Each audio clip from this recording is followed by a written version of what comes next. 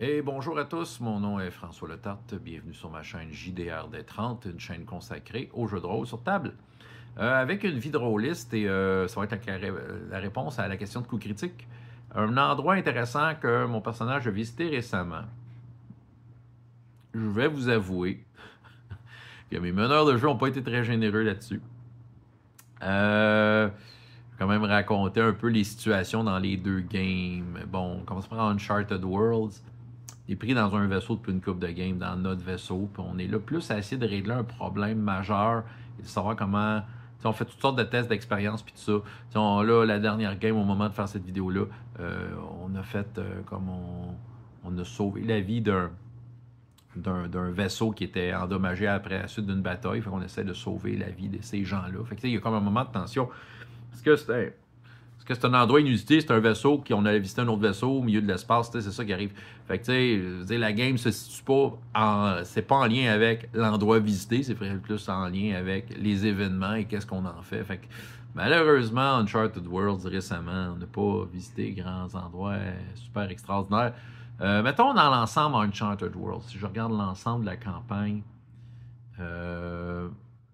mais écoute, on avait la mâchoire du jugement.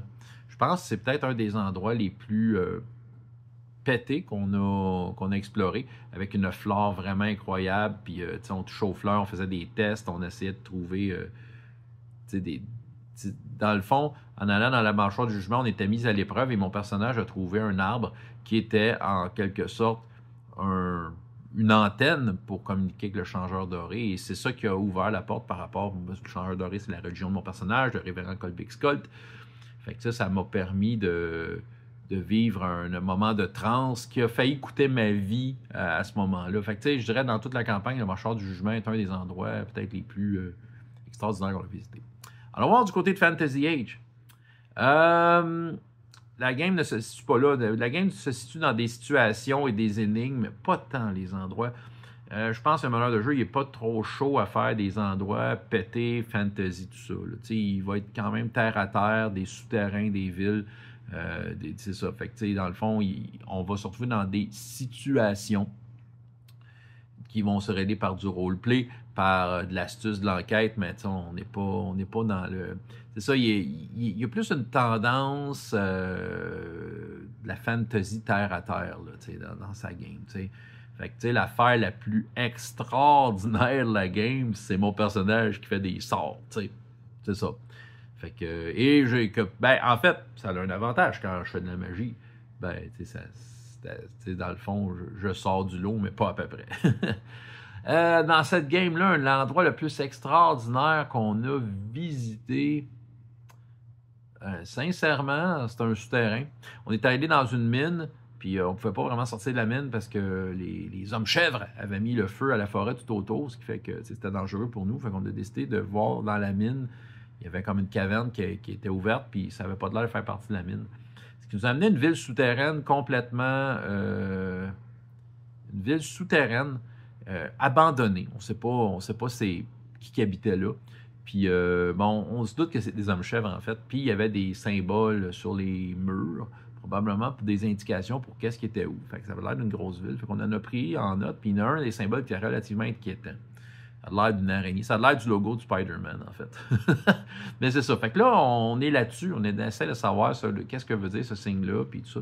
Puis on est sur... Si je ne me trompe pas, on est sur le point d'y retourner parce que là, on a une mission d'essayer de capturer des hommes-chèvres pour amener dans un arène de gladiateurs, mais en même temps, nous autres, c'est un levier pour essayer de convaincre les gens que c'est vrai. Parce que c'est ça, vu qu'on joue d'une fantasy un peu terre-à-terre, c'est comme si les affaires un peu bizarres qu'on a rencontrées, on raconte ça aux gens, puis ils nous croient comme pas vraiment. Le monde est très, très sceptique.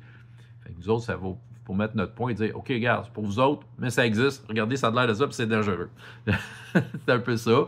C'est pas mon personnage, il est plus de la position de, regarde, un moment donné, s'il nous croit pas, qu'il mange de la marde. Nous autres, on va s'en aller, on va s'éloigner du danger. Mais c'est ça. Mais le groupe n'a pas tout cet avis-là. Fait qu'on y va avec le consensus. Mais tu sais, en termes de. Là, revenons aux endroits extraordinaires, c'est ça qui arrive. Je sens que dans le cas d'Uncharted World, on est à la fin de campagne. Je ne sais pas à quel point on va rencontrer des endroits extraordinaires.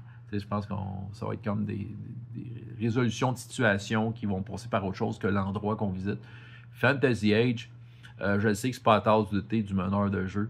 Fait que, ils amèneront pas dans un château céleste avec des nuages puis des affaires de même. Là, on n'ira pas là. Fait que, non, c'est pas dans mes games que ça se passe. En tant que joueur. En tant que meneur de jeu, ah ben là, j'avoue que là, je vais me lâcher là une fois de temps en temps. Pourquoi pas? Qu'est-ce qu'il y a d'extraordinaire ces derniers temps? Ben écoutez, il y a de quoi qui se prépare pour une de mes games, une dimension parallèle, dans laquelle ils vont embarquer à cause d'un coffre qui a été ouvert, puis je sais de quelle façon il a été ouvert, et c'est tout à fait logique. Il y a comme de quoi qui retenait la magie, et que là, ça a été brisé, ce qui fait que la magie contenue sort, et là, ça te fait un portail qui t'attire. Bon. Quel autre endroit particulier? Dernièrement, ma gang du mercredi, ont reçu la visite du Gnome Marchand du Ciel, qui est un magasin d'objets magiques volants, qui vient une fois de temps en temps quand que les héros ont fait des quêtes intéressantes. Lui, ce qu'il veut, c'est faire du commerce avec eux. C'est ça. Il arrive un peu random, là, c'est ça. C'est complètement magique et pété. Fait que... Puis, dans le fond, c'est comme tu rentres là-dedans, c'est une salle qui est très sombre, il y a comme un peu des podiums, un peu comme dans une bijouterie avec une petite cage, puis il y a un objet magique à présenter.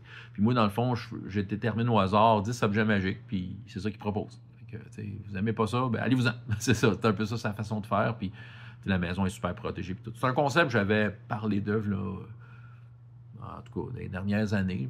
Puis je le mets en place. Pour moi, ça me permet d'un peu plus faire la paix avec le concept de magasin d'objets magiques.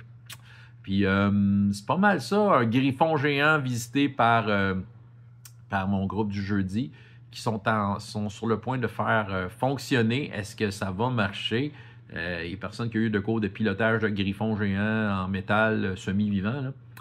Fait que c'est ça. Fait que là, dans le fond, moi, de mon côté, surtout avec les jeunes, je vais être un peu plus généreux en termes... Là, c'est les récents, parce qu'il y a des affaires vraiment plus fuckées. Là, je ne vais pas m'embarquer là-dedans dans une vidéo. C'est réécouter mes 218 villages de drôle jeunesse. Là.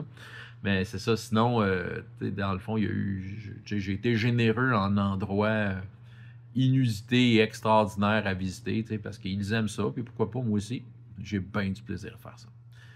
C'est ce que j'avais à vous raconter. François Letarte, JDR des 30, et jusqu'à la prochaine fois, ayez autant de plaisir dans la vie que dans les jeux.